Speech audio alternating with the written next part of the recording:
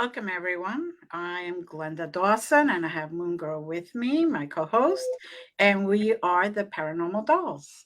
We'd like to thank you for continuing to follow us and sending us emails and messages. And we look forward to seeing you in other events, other um, little events that we're coming to at this very moment planning together. So, Mm. yeah, ooh, right? We have today a very amazing couple, Dee Garcia and Chris Moon. Welcome. How are you Hi. guys? We call them the Hi. moons. The Moons, yes. And we've actually had like an event together, and it was really cute because it was Moon Girl and the Moons. It was. I felt like we were in a That family. was fun. Moon Girl and the Moons. That's right. There you go. Start up a band or a paranormal investigation team. Right? I like that. Well, you're both in the same state, so you should be able to do that. I know we're like vecinos basically, and I had no idea when we first met like a long time ago. I was like, "Really, you're different?" Like, no one's from where I'm from. What an Yeah, we kind of felt the same way too. We're like, wait, where are you from? You're only 20 minutes from us? Oh my God. Yeah, I felt the same way because back, like in 2017, when I used to also do a paranormal podcast, and I would have guests and stuff. I used to always say, "Okay, I'm coming to you live from South Texas," and everyone would be like, "Okay, where?" Be like Brownsville. Okay, where's that? And so I'm like, nobody's from where I'm from. And then I brought this guy down here, and then Sarah's from South Texas. I'm like, yeah. There you go. It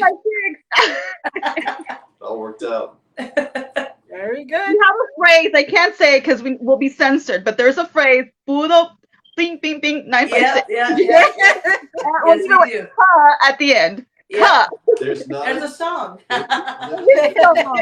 there's not a time that we're like at a club or something on a Saturday that song has to be the number one song every single time. Comes on down here, it's like the anthem. Yeah. It is the anthem.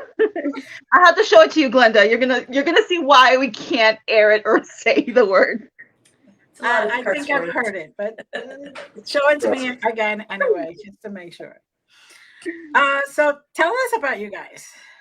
Well, there's so much to say. I guess I need to go first. So much to say about me. Where do we start? We could just have enough drama with the last few months basically, but yeah, we go way back before that. So. Yeah. Let's see. We'll start with you. You're the big Mr. Big Deal, Mr. Moon. Well, I've been I guess kind of like my bio. I've been investigating in one way or another since I was 7 years old. A lot of people hear that and they say, come on, 7 years. It's true. I literally had my first experience when I was 7, and I had a very devout Catholic father that I literally had to prove to him that these things were happening because he thought I was just crazy. And, he was a skeptic for a lot of years, but now he actually runs the Capitol Hill Ghost Tour in Denver. So he's come around a little bit. So, yeah, you see how that works. But I'm probably the things I'm most well known for in the paranormal. Originally, and it doesn't get talked about anymore, I was the first guy who started interviewing spirits, the modern EVP that you see that happens right now. I went out there with my recording devices. I'm talking about reel to reel. I'm talking about tape recorders, all those different kinds of things, and eventually voice recorders. And I started talking to spirits, and I'd literally have conversations. And I would leave 10 seconds of space so they can imprint their voice, and then so on and so forth. And when I started doing that, everybody said, "You're crazy, you're nuts, it's not going to work, that just doesn't make sense." And lo and behold, if you watch a TV show today, I think everybody's doing some form of that. Mm-hmm. Right. And then, so I'm always the crazy guy. I was in bands for years. I toured in rock bands, and I would investigate when I toured. And when I retired, I opened up Ghost Hunter magazine, which was an online magazine. And that came out about 4 months before the TV show Ghost Hunters came out. So that was kind of a nice tie-in. And then eventually I opened up Haunted Times magazine, which was a print magazine. And that I actually opened with my father, and that had a great run. And then I guess I'm most well known for my Ghost Hunter Universities, which is the first public paranormal investigation event that was out there. And then, of course, the Ghost Box, Frank's Box. I was the very first person to ever do that, and I wrote a book about it. And You have a book in here?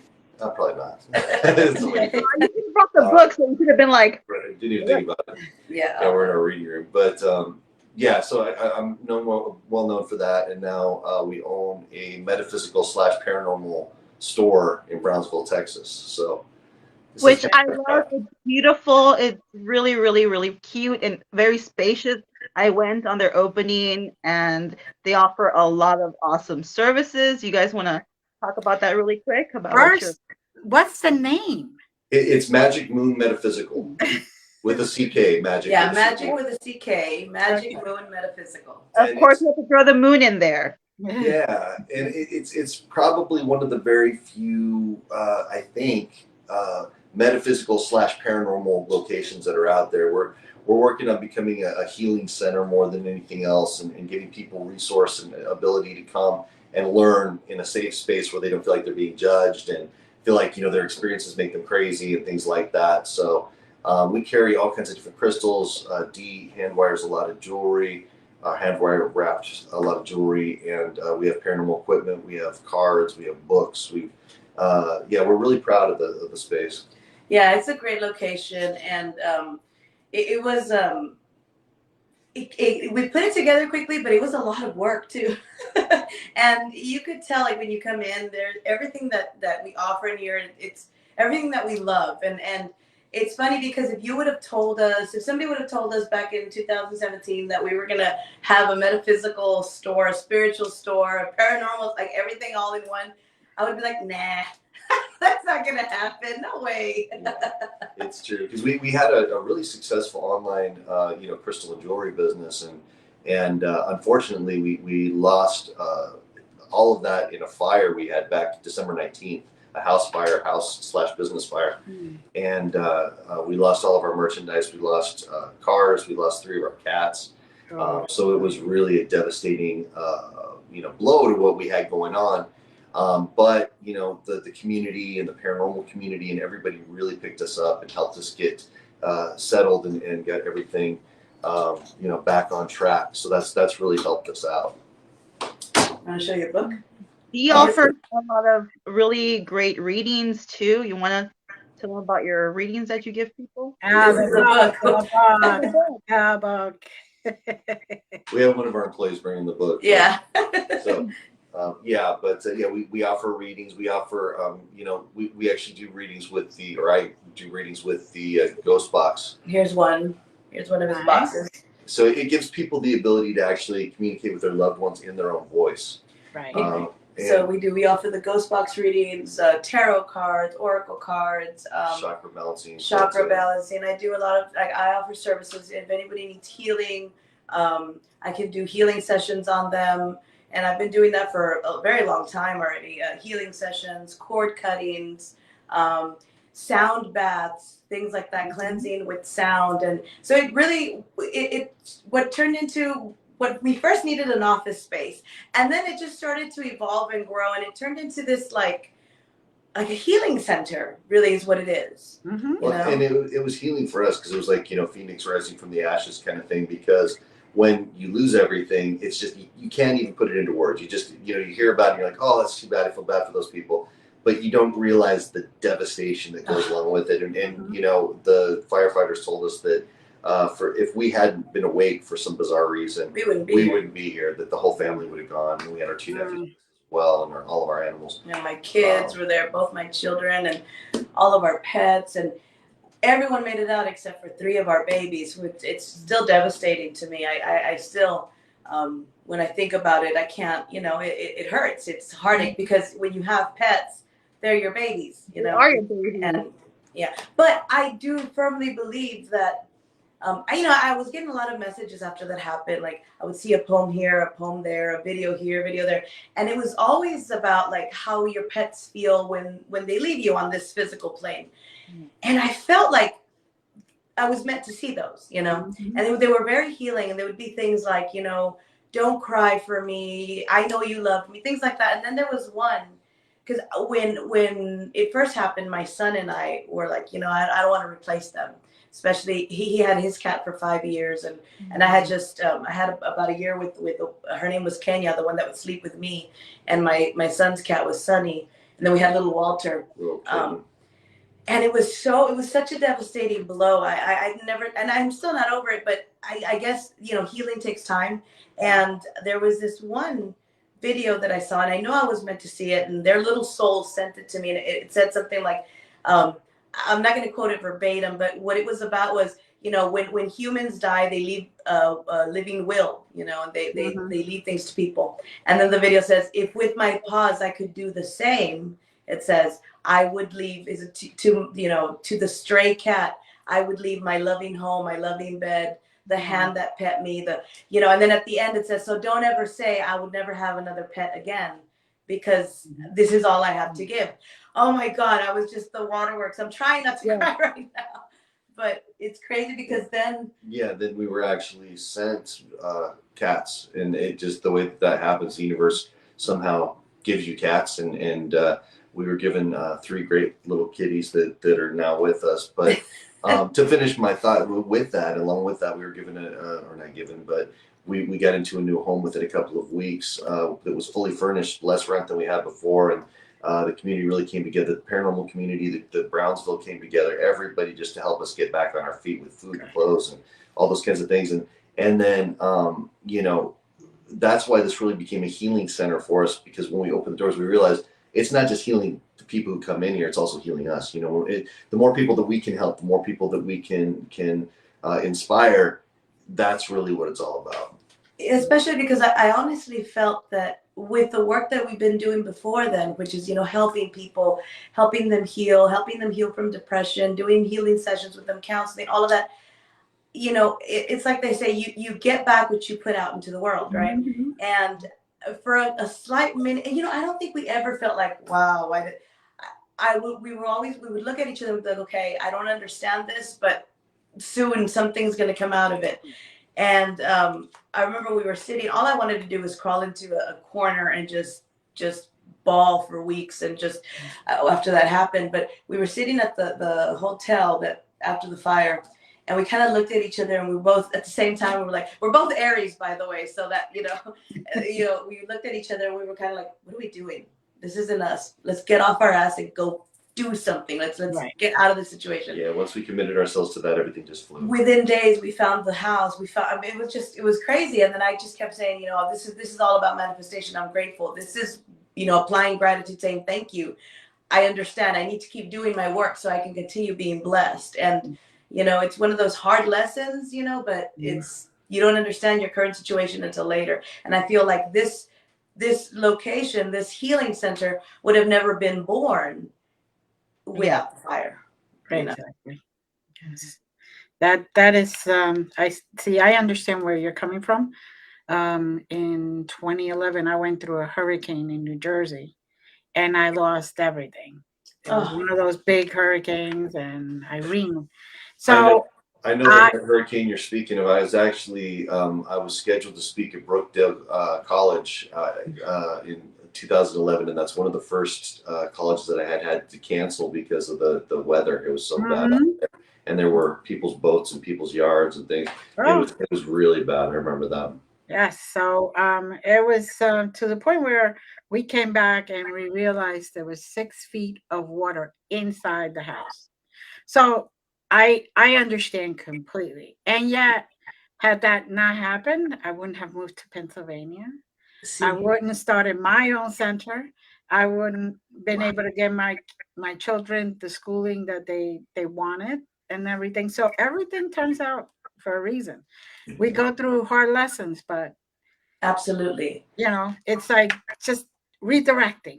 And once we pick up and we realize it's time to move, everything just works out.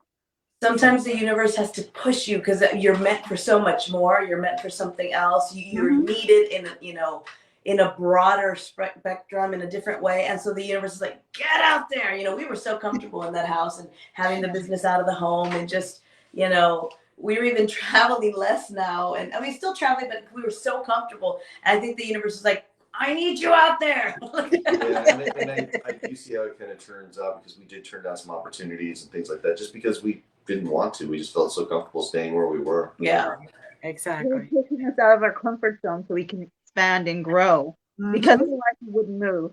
Really. It's true. It's true. Habit. So I don't want to, and then that tower moment comes. They're like, you better get up and do, because we can't be stuck here anymore. Exactly, and that's what it was. It was like a tower moment, but and like in talking about tarot cards and that card specifically, the tower. A lot of times when I'm doing readings, it either sometimes people have just gone through the tower moment or they're going to, and a lot of times people get nervous. I'm like, it's actually, I don't mean to say this way, but it's actually not a bad card. Right. No, it's not. It's I not. agree. It's not. It's proof that you're going to change. You're going to grow. It's transformation. It's letting go of things that you were holding on to that you didn't need. You're different now. You need to go somewhere. You're going to rebuild. It's a new adventure, and you have to. People need to understand that the tower card just means something different's coming. You're gonna let go. It's gonna be better off. Some people. I used to fear the card. I used to be one of those that used to be like, oh my god, the tower, everything is gonna fall. Like, no. Well, and it's interesting too. On a side note to that, a lot of people talk about whatever. All we do is just it's fake and false and blah blah blah blah. But I'll tell you something. The nights leading up to the fire that we had a gigantic black moth that kept at nighttime landing on the porch, making sure it was flapping its wings so loud that I would see it. And once I would see it, it would fly off. And that happened for repeated nights. And then one night I was on the front porch with our outside cat, and I heard an owl fly off of our roof. And I actually watched as the owl screeched and went across the street. And I went back inside and told her, I said, I heard the owl. She went, oh. I told him, because like in our culture, the Mexican culture, when you hear the owl, especially when you hear it screech, it's telling you something's coming. If it's not death, something's coming. Well, it was death. We lost 3 kitties, and it was right at the house. And that owl made sure that Chris heard. And it's usually a warning, like, hey, be careful. You got to get out. And I always, I looked at him and said, you heard it screech? And he was like, yeah, 3 times. And I was like, oh, okay. I'm like, we have to be vigilant. I was thinking, let me call my mom. And then this is where your psychic, it starts to get clouded because emotions come in. I stopped operating from the higher self. I moved into the ego. I got worried. I started calling my mom, started calling my sister. I'm like, I can't tune in. And I blocked myself. Had I just continued operating from the higher self and not gotten into the ego and just really focused and said, okay, you're not human, Denise, right now. Be your higher self and listen to the message. I know I would have gotten the message, because I remember for a second, I remember saying, like, you think it's the house? And he's like, I don't know. We were both clouded. And I'm like, oh, that's why sometimes readers need to go to other readers for personal issues, But also with tragedies and stuff, the first thing we think of is like the people we love versus ourselves. So right, like off the bat, when you think something's going to happen, you're concerned if you're a parent, your children, your parents, whatever, and you kind of leave yourself as last because you're like, I'm okay. Yeah, but then, we kind of get ourselves out of there, and it is a big thing in our culture. Whenever we see the chusas or hear the chusas, that's a big sign and omen that something's coming up. And the that's moth too. Happen. Yeah. And for me, it's when I hear screeching, something big is going to come. If I just hear them, whoo, whoo, whoo, meaning that to be vigilant. No, they're just whistling at you, Glenda. Oh. And I know, like, Mamacita, come here. The same thing happened with you when you heard the owl and you saw the moth, because at the time I remember your mom was she wasn't doing so well. She was really ill, and how everything hit, it was really strange because just days before she had fallen and broken her collarbone. Oh. And at her age, you don't know, and it was scary. She was supposed to go in for surgery, and then the fire hit right at that time. And it was I couldn't leave because I had all that going on, and she had that happening. But we really did feel it was kind of an attack. There was definitely an attack that goes on, and here's an interesting thing that happened from it too. 99.9999% of everybody was awesome. They were positive. They were like, hey, you got this. You guys deserve it. We're going to get everything taken care of. And then we had this small contingent of people that waited back and said, see what you do. God's punishing you. You're being punished for what you're doing. That's why he did this. He took everything away from you because you did this. And we said, no. We see God helping us, and rising us back up from the situation in everyone's faces that comes and helps us. That's where we see the universe, the positivity, all those good things coming. But it's just amazing that there's still a contingent of people out there that want to say, you know, oh, what you do is terrible. We have a landlord right now who we a new landlord who talked about more problems from our location, not our house, not our home. This is our shop plaza. location. She bought the plaza, and she's a self-proclaimed I don't know, Catholic, whatever you want to say, and she told our employees, no, I don't like the tarot readings, I don't like the paranormal, I don't like that. So we have one of those little ring cams on our front door, our security system. And we actually caught her bringing a priest in the middle of the night to our location, spraying holy water on the front door. Yes. Said, "Esta padre, esta padre." She goes, "Esta." And then she started, they started, and I'm like, okay, thanks for the blessing. Never that it helps you because all the negative stays outside. Exactly. And I was thinking, you know, if they would have just come to us, we said, well, we have holy water inside. If you guys need it, we can help you out. Like, I don't think they realize it's a healing center. You know, I'm not doing anything. And you know, it's funny because it's true. The small group of people who would tell me like, well, you see, God's punishing you. That was always my reaction. No, God's actually the one lifting us up. The universe, God, the angels, the positivity out there, all of my guides, goddesses, they're lifting us up. Evil is what causes this. You should go and meet with your God because you have a wrong perception of what your God does. If your God does that, then it's not a good God. I mean, that evil's the one that allows bad things to happen. Right. You know, and then you see the grace of positivity and God, the universe, whatever your faith is, you see the grace of that creator help when you're down. So. And I think that's where you learn true faith. Absolutely. Right. Yeah. Trust that everything is worked there out for you as well. Yeah. When tragedies hit, who's really your friend? Who's really your ride or die? Who really cares about you? Who really has their best interest in you as well? Find out really quickly. Noted. Yeah. It's true. Light and love. The very condescending way, I'm gonna say. It's very true. It's very true. But you know, I feel like we got through that. It made us stronger. We got through it together. We have a location now. We're still very, very big into spirit communication. We haven't done a paranormal investigation in a while, but you know, it's still part of what we do. We still love to do that. Together, guys. Another one. Yes. I want to do that ASAP. We got so many great locations down here. Yep. It's just, you know, rebuilding has been taking a little longer than we thought, but that's taken a lot of time. But yeah, this is once again, you know, like the paranormal is a big thing. He wrote a whole ass book about it. And now where can you find that book? It's available anywhere. You can find it online. You can find it in our store, pretty much all over the place. I think it's still in bookstores. It came out in 2017, so I think it's still out there. And if you follow any of our socials, like you know, TikTok, Facebook, Instagram, people usually, because he's got boxes of them, so people would just. So you could probably find that on your website. Yes. Yeah, and I prefer to sell them from my side because, of course, we make more money doing it that way. But also, I get to sign them too, which I like to do. My mom does.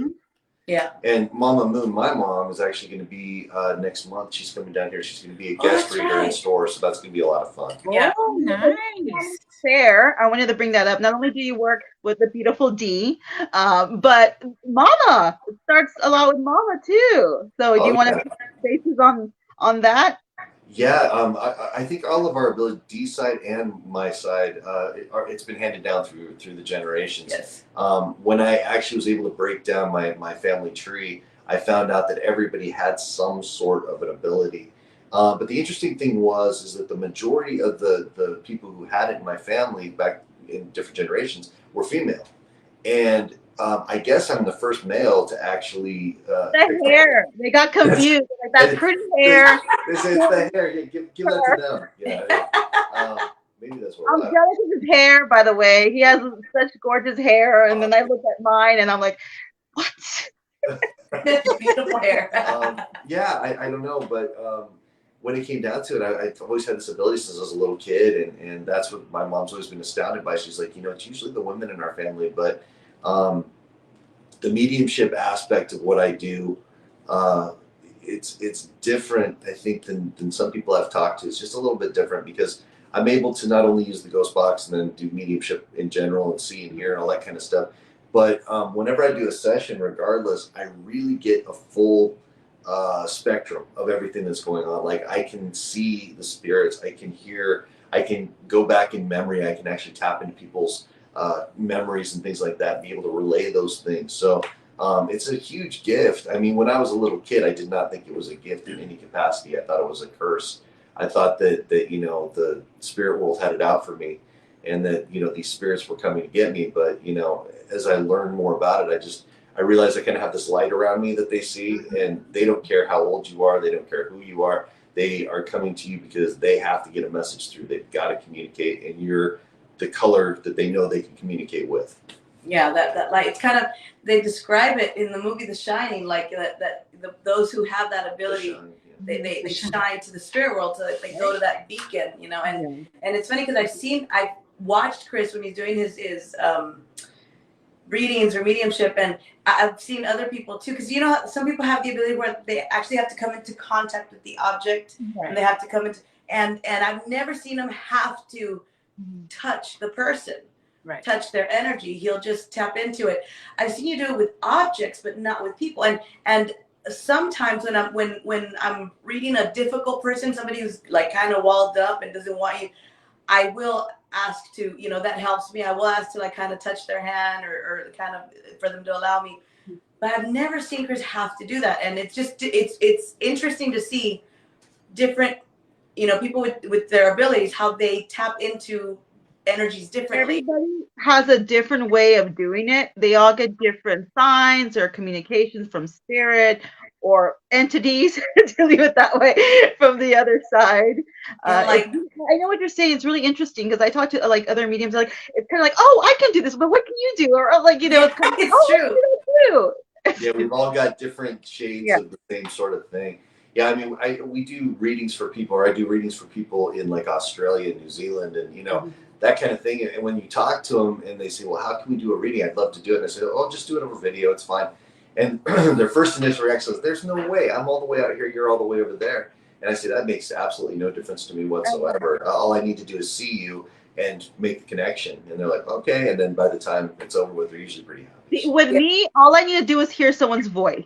I don't care how far, because I've done really far readings too. And like, I just want to hear your voice. You don't even have to look at the video. If we can, cool. But as long as we hear or something, well, from my end at least. But it's always so interesting how everyone can tap into their gifts and what kind of gifts they have.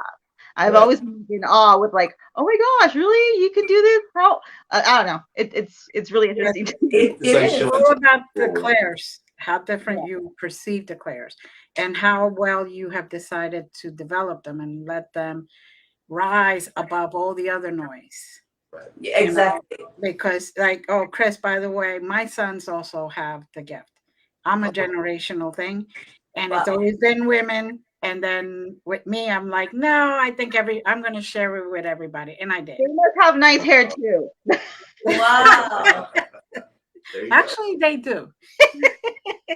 I think there is something to the hair in Native American culture and Native Mexican. You see, I have two sons too, and they have the hair as well. So it is a generational thing. I wasn't sure about it because everybody has told me, they said, well, I do have a little bit of Native American blood, so on and so forth. But anyway, a little tiny bit. And everybody told me the reason you keep your hair so long is because that's your magic, your ability. That's what I said. Well, I just like my hair long.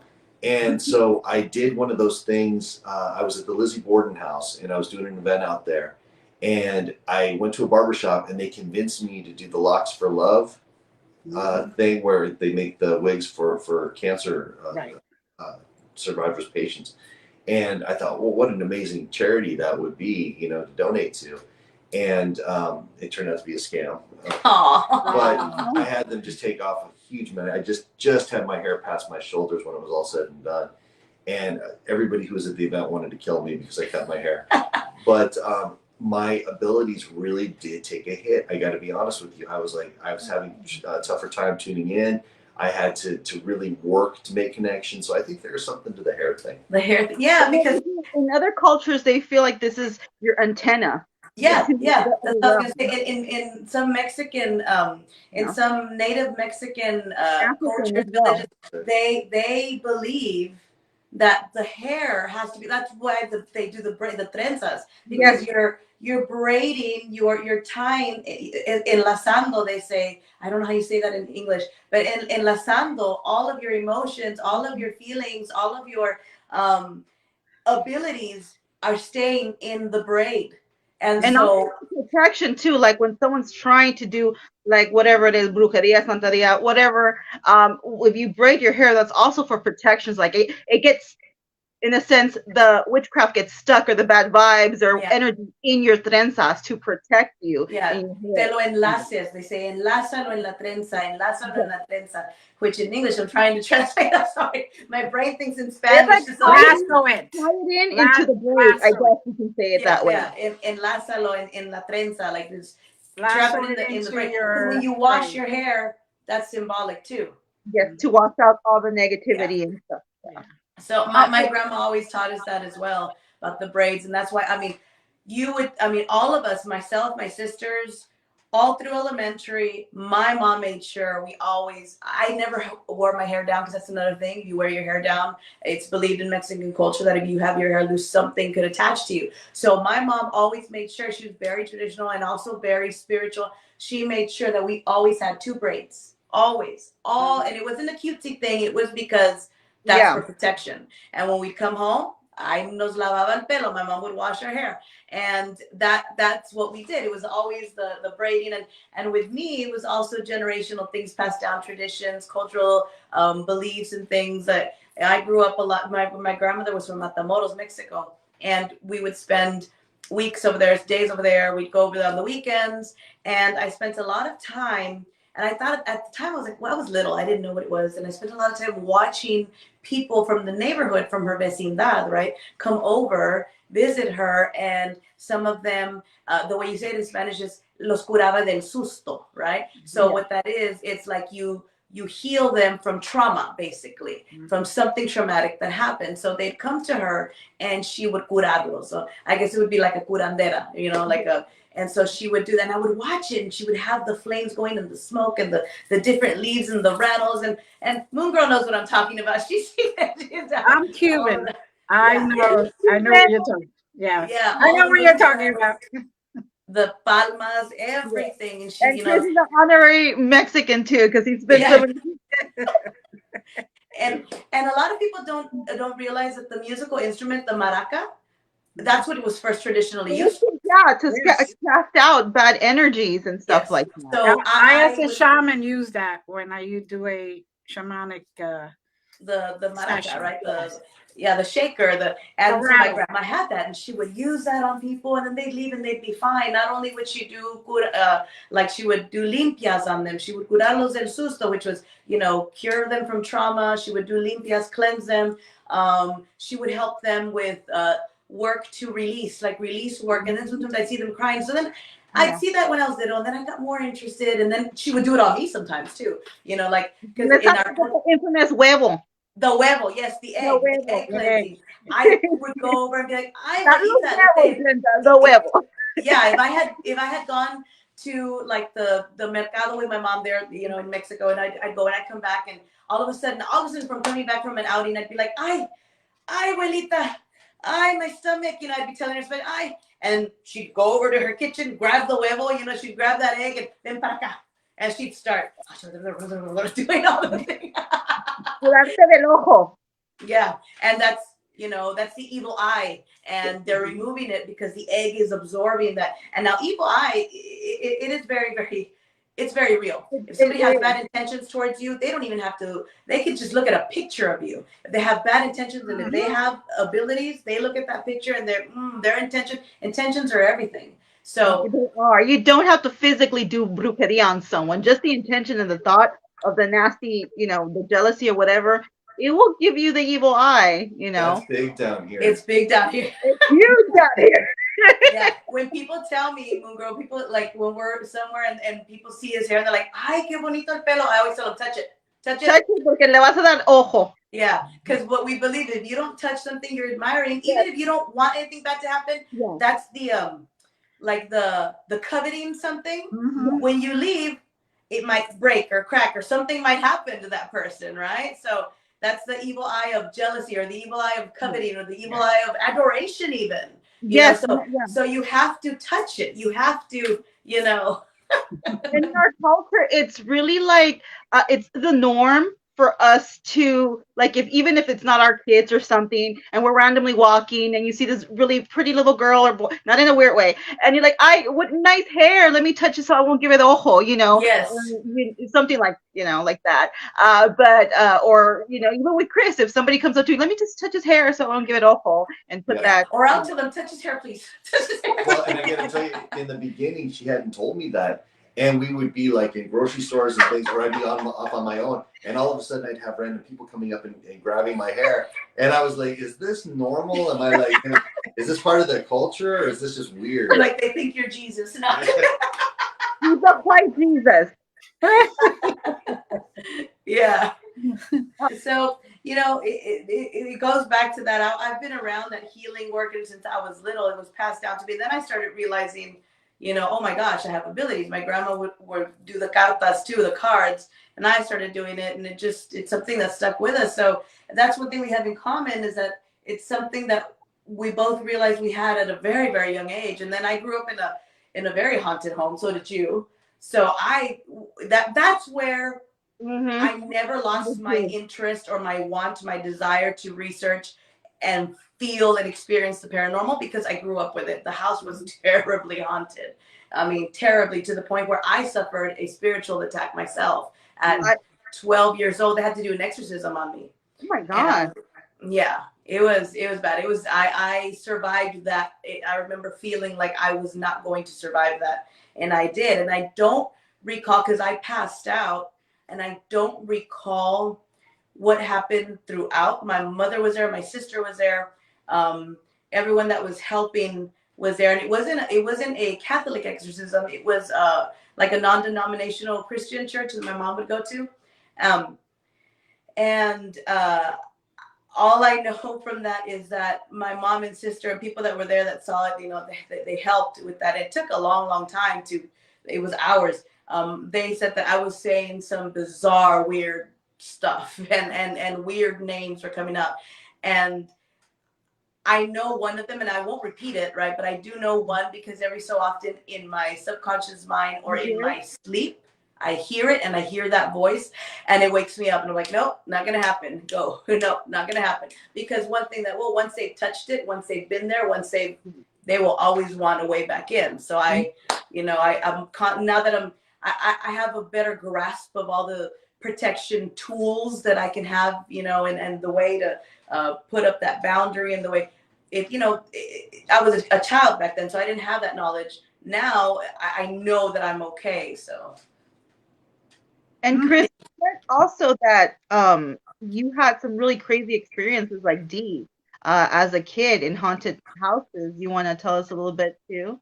Oh, I can go on forever. Honestly, I that's the thing that really scared me in the beginning, because the first nights, well, I'll start one that I didn't realize until later was a paranormal experience. I was 4 years old, extremely sick one night. So it was bathroom bed, and I had a bunk bed at the time.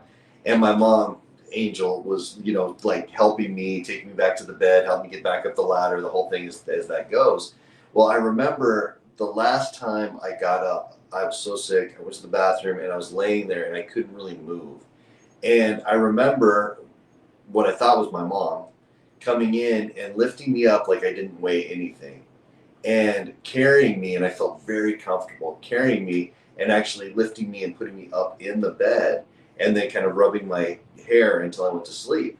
And so in the morning, I walked down the hall and I felt better, and I said, "Hi, Mom, hi, Dad," and I sat down and started eating food and everything, and they're like, "Oh, you look like you feel better." I said, "Yeah," and I told my mom something like, "Wow, I can't believe how strong you are. You were able to lift me back up into the bed." And she looked at me, she goes, "What are you talking about?" And I said, "Yeah, remember when you lifted me back up?" And she started asking me questions. And I realized once she started describing what's going on, that was actually my great grandmother who had gone to take care of me and put me back up in the bed. So that's the first paranormal experience that I had. But I was very comfortable with that. Even when I learned, I was like, "Oh, okay, that's my great grandma coming to help me." I would have been like, what? It just made sense in some weird level. And then when we moved into a house in Denver, Colorado, this is a long time ago, and we moved into this house, and I remember we walked in, it just felt weird. I couldn't describe it. I didn't know anything about ghosts. Other than Scooby Doo or whatever the case might be. And I honestly, and so I remember that first night we were laying there, or I was laying there in bed, and we didn't have air conditioning in the house. We just had all the windows open, and there was a bar really far back across this field, and I could hear people like talking in classes and stuff like that. And I just opened my eyes to see what was in the room. You know how you do as a little kid. And when I opened my eyes, there was the three-dimensional shadow of a little boy just standing at the end of my bed, just staring at me. And he never moved. He never said a word. And of course, I panicked. But in the morning, I went to my father, the skeptic, and I said, "Dad, there's a ghost in my room." And he said, "The only ghost is the Holy Ghost." And that's what started me on my journey right there. I was like, I gotta prove to this guy this thing is real. In that house, we had doors that would open and close constantly on their own. We had just insane amounts of weird things. We had a piano, a baby grand piano that would play itself in the middle of the night. And even my father would hear that, but he would insist it was somebody's radio somewhere or something like that. But it was so weird that the animals would lift their heads, but they couldn't move. They were just kind of trapped there when it would happen. And then an interesting thing that goes along with that too, I want to bring this up because this is crazy. I'm not, there's a whole thing with Ghost Adventures. I don't. Oh yeah, I know what you're gonna say. This is crazy. Okay, I always knew about this story before we watched this, but tell them what happened to you. So I don't have the best relationship with them or whatever the case might be, but that's okay. Whatever, it doesn't matter. So this was the weirdest thing. When I was little, and this happened, it absolutely happened. In the middle, I used to wake up all the time because of the paranormal things that were happening inside of our house. And again, my father was no help, and he wouldn't let my mother help. He's like, let him deal with it. It's his own problem. He's got to figure it out, one of those kind of things. So I would get thirsty in the middle of the night, and we had to, our bedrooms were upstairs, and we'd have to go down these stairs, which had like an open railing going down to get to the kitchen to turn on the light, to get the water, that kind of thing. So I would dread going down these stairs because it would happen every single time. When I'd wake up and I was extremely thirsty, I already knew what the drill was going to be.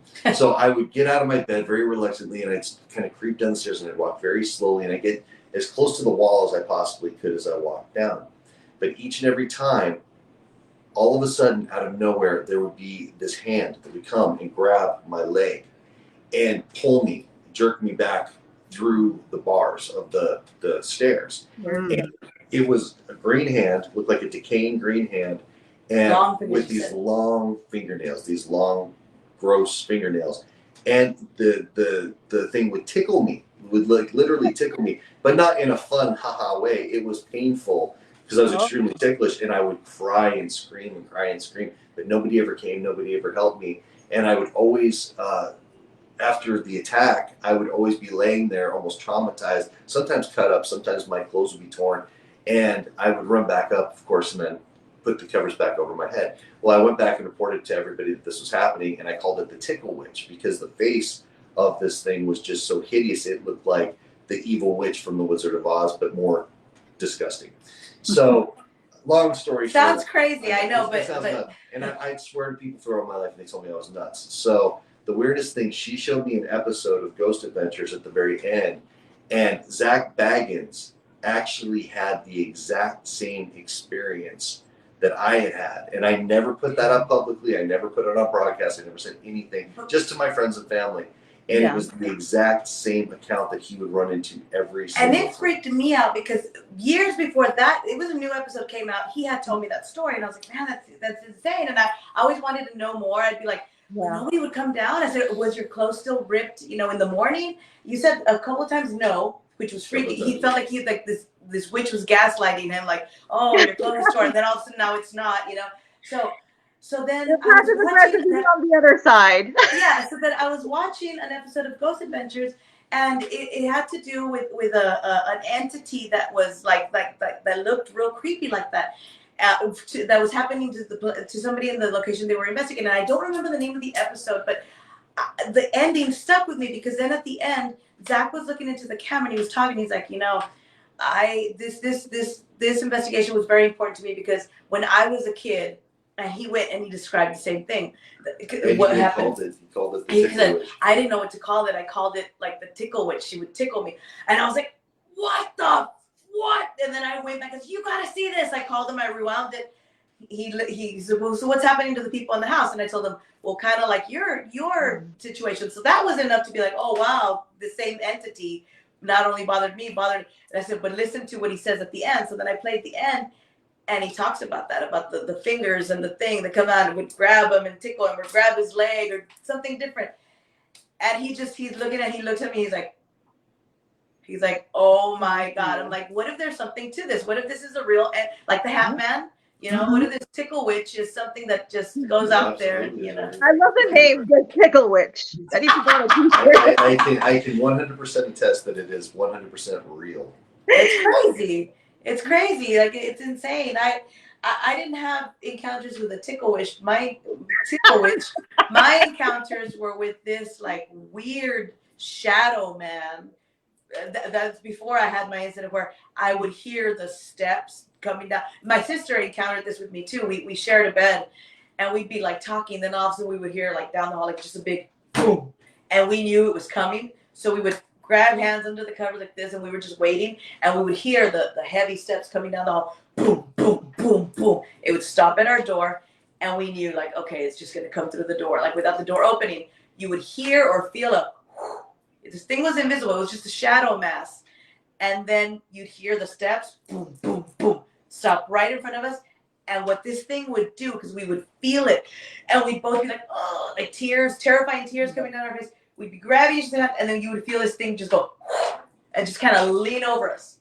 And you felt it staring at you, like, oh God, go away, go away, go away, go away. Like we'd be doing that. And then right when we would start to feel its grip let go, that's when we would both yell, Mom! My mom would come running from her room, and then sometimes she couldn't get in. We would never lock the door, but the door would always be locked.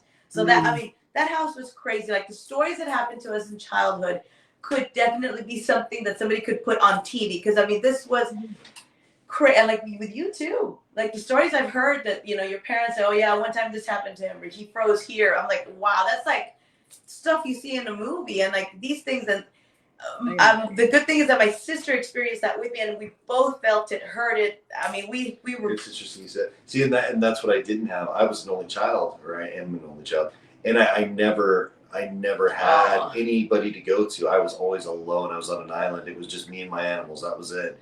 And they react to everything that was going on. They saw, they experienced, but who are they going to tell? So I'm kind of similar with Chris on that one because, and well, both of you with the seeing things since you were a kid and being alone, but I didn't have anybody. And also the family being, since we're here in the Valley, the family grew up being Catholic. I'm not Catholic, I'm spiritual, but they grew up Catholic. So they would just push me in the room and be like, no, just stay in there. So I would be in Spanish and not so nice words. You know what I'm talking about, Deep. So they would throw me in there and I'd be so scared. Like sometimes I'd just be crying because I knew it was coming and there was nothing I could do. And it was the whole house. I would walk crazy, yeah. And I would see things, I'd feel things, and the sleep paralysis was so terrifying. I had that too. Terrifying. And then having the family kind of gaslight you, like, no, it didn't happen, until they freaking finally, when I was in school, they went to my room to put stuff away, and my grandma and my mom saw this demonic shadow lunge at them. Wow. They dropped all the clothes. They ran away. My grandma, being Hispanic, she always has like holy water, little ball in her chichi purse, and she just started, casting it away. Can I say something? Do you notice how these things will always attack, or the majority of the times they attack those who have a gift? Like you, Moon Girl, me, because they could have. My sister experienced it with me, but she always no, I don't believe it. She'll deny those experiences, and then when we're alone, I'm like, it happened. I don't want to sound crazy, she says. I'll make a point to that though too. I think there's a reason for that. I think that there is, when you're very young and they see you have the ability, immediately they try to turn you. They try to either get you to stop doing light work, or they get you to work for them, and what they do. That's why they attack the people with abilities. With abilities, and I think that they really feed on the people that have no one. That please help me, help me, help me. There's nobody to help. You know, my father used to look me in the face and say, "You're crazy. You're out. We need to look for a doctor. There's something wrong with you." And I mean, I think that intensifies their energy and intensifies their efforts. Right, Yeah, because the fear that you create or they create upon you increases that negativity, so they feed off. It's like a vampire, Yes. an absolutely, energy vampire in a way. absolutely, it is. And I was very blessed that although when I started seeing everything, I already had my protection around me. I already had what I call my team. I started to see everything before the age of 2. I started interacting with all of them, but I guess because I was so young, they were like, we're gonna make sure that it doesn't happen fearfully for her. So That's beautiful. That's awesome. That is awesome. Like I wish that would have happened to me. We all Oh have my God. But you know, I go into places and now they call me when people stir up stuff in their, you know, especially some paranormal teams that like to go in there and instigate.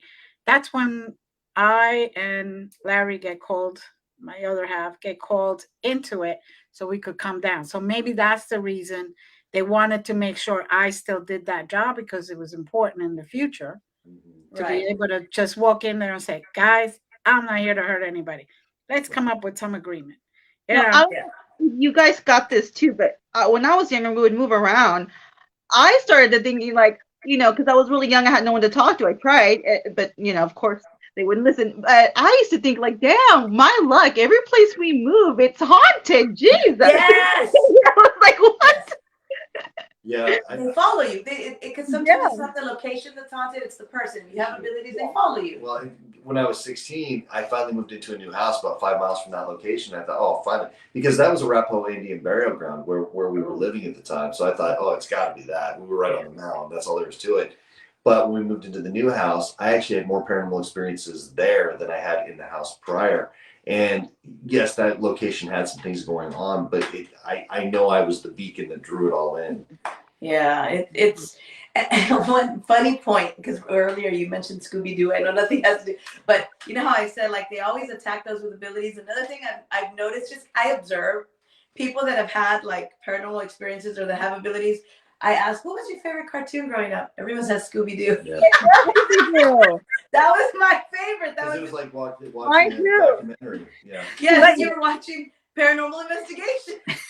And my favorites when they used to have like characters, like they had the Addams Family, of course, Elvira. So I was even back then, I was like, what?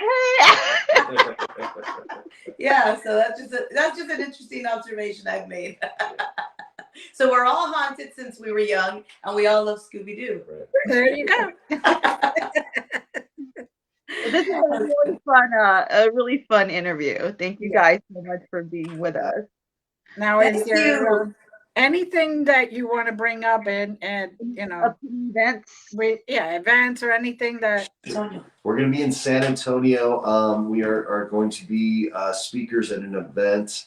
I believe it's May 20th. Is that right? It's let me get the exact date. It's going to be at the Victoria's Black Swan Inn. It's in May. What's that place? Huh? I love that place. It's amazing. I love that place too. And we're going to be speaking at their it's the Spring Paranormal and Psychic Fest, right? Yeah, it's by Curious Twins Paranormals who puts it on. They're amazing. And they're the ones that put it on. Hold on, I'm looking for the date, the exact date. I know they have it here. Here it is. So that is going to be in San Antonio at the Victoria's Black Swan Inn, and it's going to be May 20th at 4 p.m. And it's called the Psychic and Spirit Fest. Psychic and Spirit Fest. And so this will be, I think, is it third year? Yeah, third or fourth year. We always do the paranormal. We do the psychic one. We always do the fall and the spring. They always invite us. They're awesome. They're really great. And then, like I said, Mama Moon's going to be here right before that, and then she's going to be joining us for that event as well. So that's going to be a lot of fun. And then our college speaking tour is coming up. That's going to be this fall, and that's going to be all over the country. We're hoping to book other events. Sarah, Moon Girl, if you know of any that you want us to come along to, we'll go. Yes. Let us know. Good. Good. Well, we thank you. It was great speaking to you and getting to meet you, even if it is sort of face to face. Yeah. It is. I had so much fun. This was a great, I had a great time. Same here. Same Love here. ever. Yeah. And we didn't even get to touch on like with Frank's box. We have to have him back on again I sometime. know. Yeah, we didn't get to touch on that story, the Frank's box. Yeah, we'll do it next time. Yeah. All right. Yes, definitely. We'd love to have you back. And of course, at any time you get anything that you want to come back, come and see us. We're Will awesome. do. Just All right. make sure everyone follows our Yes. Magic Moon Metaphysical on TikTok and Yeah. come visit our store in Brownsville, Texas. There you go. There you go. You heard it, guys. You know, you met the great people. Now let's go support. All right. Thank you. Love Thank you you. all and blessings. Thank you. Bye.